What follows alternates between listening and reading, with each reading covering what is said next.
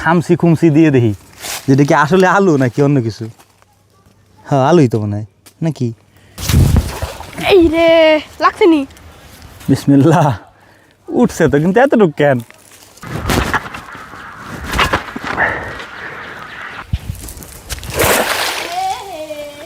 আসসালামু আলাইকুম। শাবল আর ঝাঁকা, আর্টিফিশিয়াল ঝাঁকা, এই দুইটা নিয়ে যাচ্ছি আলু উঠাইতে। গাছ আলু 2-3 বছর হয়ে গেছে, মাটির নিচে কি আছে জানি না। চলেন দেখা যাক কি আছে মাটির নিচে, কতটুকু পাওয়া যায়। আরে আল্লাহ, আলু দিয়ে পইরা একেবারে ছড়াই গেছে তলা। কিন্তু গাছের গোড়া কোথায়, গোড়া খুঁজে পাইতে গেলে খবর আছে। গাছ হচ্ছে এই যে এই জায়গা। ইন্নালিল্লাহ। উপরে দেখতে পাচ্ছেন কেমনে আলু ধরে আছে, এটা হচ্ছে গাছ আলু। ওই যে উপরে যে আলুগুলো আছে ওই আলুগুলো হচ্ছে মরে গেছে আর কি, মানে গাছটা মরে যাওয়ার কারণে ওই আলুগুলো শুকাই গেছে। তো এখন গত 2 বছর যাবত হচ্ছে এই গাছটা আমরা লাগাই রাখছে, মানে মা লাগাইছিল, ওটা উঠানো হয় না আর কি। তো মা বলতেছিল যে গাছটা উঠে নিচ থেকে আলু আছে কিনা এটা দেখার জন্যে। 2 বছর যেহেতু নিচে আলু থাকাটা স্বাভাবিক। আর গাছের তলায় যেগুলো ও টুকাইতেছে আপন, এখানে অনেকগুলো হয়ে যাবে আর কি। গাছকে আরও আছে কিনা এটা এখন জানার বিষয়।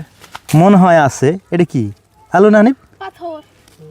আরে পাথর। গাছের গোড়ায় যদিও না পাইছি, সম্ভবত আছে। খামসি খুমসি দিয়ে দেখি যেটা কি আসলে আলু নাকি অন্য কিছু। হ্যাঁ আলুই তো মনে হয় নাকি। বিসমিল্লাহ, উঠছে তো কিন্তু এতটুকু কেন? আলু আলু এতটুকু আলু হয়েছে 3 বছরে। হ্যাঁ 3 বছরে এতটুকু আলু। তাই তো দেখি। আমার লাগাইছিল দেখো কত উড়ে দিত।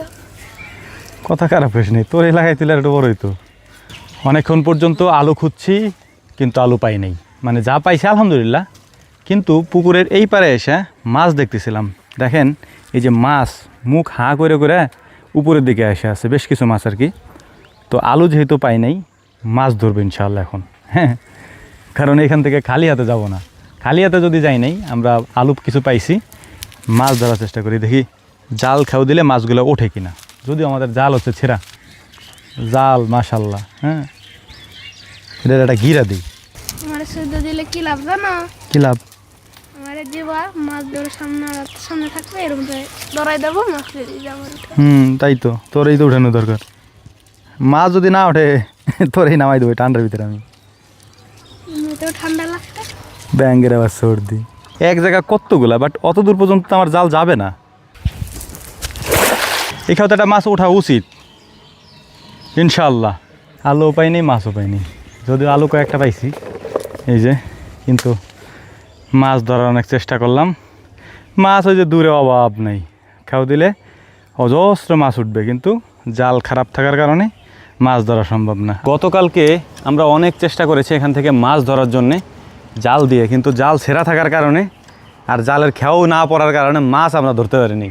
তাই সকালবেলা হচ্ছে আমাদের ওই খামার থেকে আর কি, ঝুপি ছিল ওই খামার থেকে সকালে যারা কাজ করতে যায় ওদেরকে বলছিলাম যে ঝুপিটা নিয়ে আসার জন্য। তো ওরা ঝুপি নিয়ে আসছে। মাছ মারতেই হবে, হ্যাঁ, এটা একটা নেশা আর কি। হ্যাঁ, দেখতেছি যে ভাসতেছে মাঝে মাঝে, কিন্তু মাছ ভাসতেছে দূরে, কিন্তু এত দূরে কোপ দিলে তো লাগবে না হয়তো, তবুও চেষ্টা করবো ইনশাআল্লাহ। স্যান্ডেল খুলে নেই, নাহলে চিৎপটাং হয়ে আগেই পড়ে দেওয়া নেই। এই রে লাগছে নি। পুকুর ভর্তি মাছ। না পারলাম গতকালকে জাল দিয়ে খেয়া উঠাইতে, না পারলাম আজকে ঝুপে এনে চেষ্টা করে মাছ ধরতে। আসলে তাকদিরে না থাকলে পসিবল না।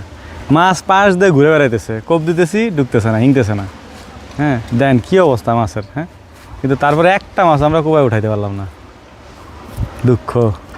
থাক, মাশাআল্লাহ, আলহামদুলিল্লাহ। ইনশাআল্লাহ আমরা আরও একদিন ট্রাই করব, অন্য কোনোভাবে দরকার হয়। গত কয়েকদিন ধরে চেষ্টা করতেছি মাছ ধরার জন্য পুকুর থেকে, কিন্তু কোনোভাবেই পারতেছি না। তো সকালবেলা আজকে আব্বা হচ্ছে যে ফজরের পরপরই এসে বসেছিল অনেকক্ষণ পর্যন্ত মাছ ধরার জন্যে, মানে ফুলকুচি দেয়া, ফুলকুচি বলি আমরা, আবার অনেক ক্ষেত্রে এটাকে বলে ঝুপি, মানে বড় যেটা সেটাকে বলে ঝুপি। তো আজকে একটা কোপাইছে আর কি, মানে বিচ্ছে একটা। তো আব্বা ডাইকে নিয়ে আসছে আমারে, তো উঠায় নেই মাছ এখনও, আমার বলতেছে তুই এসে উঠা। তো দেখি কত বড় মাছ পাওয়া গেছে। আসেন, দেখি বাইন্দে রাখছেন এটার সাথে। মাছ কি বড় নাকি ছোট? ছুটে গেল নাকি? বিসমিল্লাহ।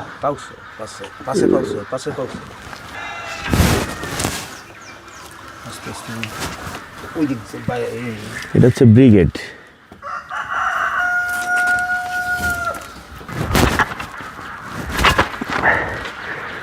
মোটামুটি সাইজ খারাপ না, আলহামদুলিল্লাহ ভালোই। একেই বলে মাছ ধরার নেশা। আব্বা সকালবেলা এসে বসে থাকে, কারণ সকালবেলা মাছ একটু জাগে বা কিনারের দিকে আসে, দিছে একটা একবারে।